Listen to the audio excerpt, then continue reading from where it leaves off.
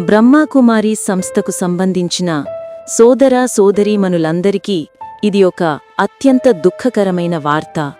బ్రహ్మకుమారి సంస్థ general secretary రాజయోగి BK Brij Mohan Bhaiji ఇక మన మధ్య లేరు.